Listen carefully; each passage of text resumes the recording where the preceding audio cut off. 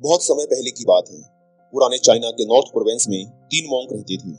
उनका नाम किसी को नहीं पता है, क्योंकि उन्होंने कभी अपने बारे में कुछ बताया ही नहीं।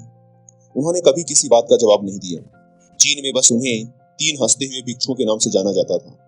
वे तीनों सिर्फ एक ही काम करते, एक गांव में प्रवेश करते, बाजार के बीचों बीच खड़े होते और हंसना चालू कर देते। वे अपने पूरे अस्तित्व के साथ हंसते। अचानक लोगों का ध्यान उनकी तरफ खींचा चला आता और धीरे धीरे उनके चारों तरफ एक बड़ी भीड़ इकट्ठा हो जाती। वे इतनी एकाग्रता, तल्लीनता व संपूर्णता के साथ हंसते कि उनकी हंसी देखकर सारा गांव हंसने लग जाता। जब वो पूरा गांव हंसी के समुद्र में डूब जाता तो वे दूसरे गांव चले जाते। वे ना तो कुछ बोलते थे, ना ही कुछ उपदेश देते और ना ही कुछ शिक्षा।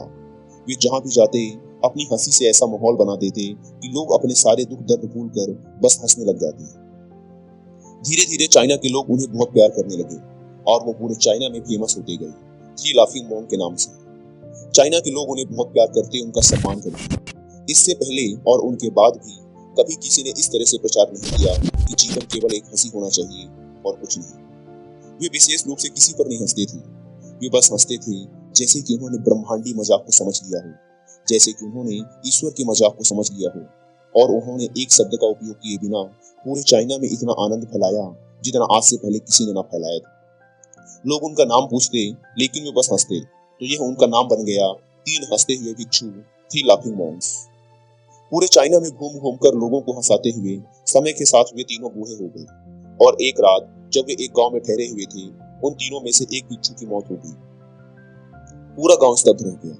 पूरा गांव बहुत ज्यादा उम्मीद कर रहा था, क्योंकि उन्हें लगता था कि जब उनमें से एक की मृत्यु हो गई होगी तो बाकी जो 2 जरूर रोएंगे। यह देखने लायक होगा, क्योंकि किसी ने भी कभी इन लोगों को रोते हुए नहीं देखा था।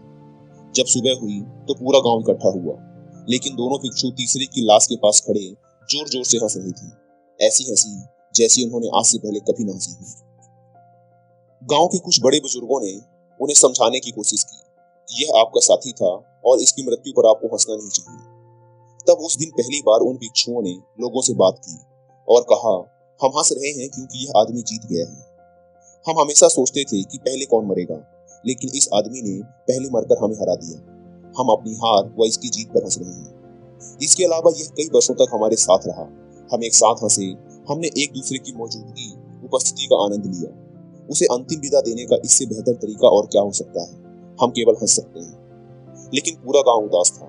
जब मृत भिक्षु के शरीर को अंतिम संस्कार के लिए चिता पर लिटाया गया तो सारे गांव वालों को एहसास हुआ कि शेष 2 भिक्षु केवल मजाक नहीं कर रहे थे, वह तीसरा जो मृत था वह भी हंस रहा था। चीन में यह प्रथा थी कि जब एक इंसान की मृत्यु हो जाती थी तो उसके पुराने कपड़े उतारकर उसे नहला धुलाकर उसे नए कपड़े पहना दिए जाते थे। लेकिन मरने से पहले उस भिक्षु ने अपने साथियों से अपने कपड़े ना बदलने के लिए कहा था। तीसरे भिक्षु ने कहा था, मुझे स्नान मत करवाना, क्योंकि मैं कभी अशुद्ध हुआ ही नहीं। मेरे जीवन में इतनी हंसी आई कि कोई अशुद्धता जमा ही नहीं हो सकती थी। मैंने कोई धूल जमा नहीं की है। हंसी हमेशा युवा और ताजा होती है, इसलिए मुझे नहलाकर मेरे कपड़े मत बदलना। जब उस तीसरे भिक्षु के शरीर पे आग लगाई गई तो गांव वालों को पता चला कि उस भिक्षु ने मरने से पहले अपने कपड़ों में कुछ पुराने चीनी पटाखों को छिपा रखा था, जो आग लगने के बाद फटकर आसमान में रंग बिरंगे कलरों में फैल गए। और यह देखकर एक बार पूरा गांव जोर जोर से हंसने लगा। तो इस तरह से वह तीसरा मॉन्क मरने के बाद भी सारे गांव वालों को हंसा गया।